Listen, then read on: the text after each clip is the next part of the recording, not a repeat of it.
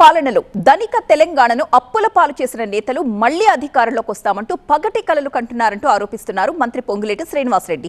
ఎన్ని ఆర్థిక ఇబ్బందులున్నా కూడా రేవంత్ రెడ్డి ప్రభుత్వం ఇందిరమ్మ ఇళ్ల నిర్మాణంతో పాటు అనేక పథకాల్ని అమలు చేస్తోందని అన్నారాయన. భద్రాద్రి కొత్తగూడెం జిల్లా బండిరేవులో నిర్మించబోతున్న Young India integrated residential school పనులకు శంకుస్థాపన చేశారు మంత్రి పొంగులేటి శ్రీనివాసరెడ్డి.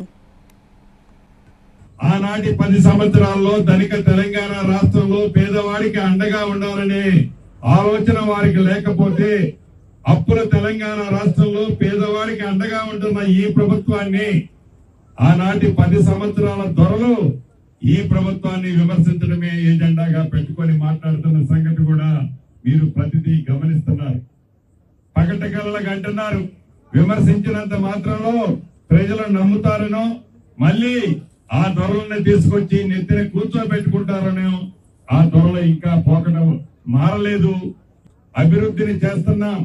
మీరు ఒంటి నిండా విషయాన్ని నింపుకొని ఈనాటి అధికార పార్టీ మీద విషం తిమ్మటమే ఏజెండాగా పెట్టుకొని మాట్లాడుతున్నారే తప్ప పేదవాడికి అండదండలుగా ఉండే జ్ఞానం మీకు లేకపోతే ఈ ప్రభుత్వం చేసిందనేది మీరు మర్చిపోవద్దని కూడా చెప్తున్నాం.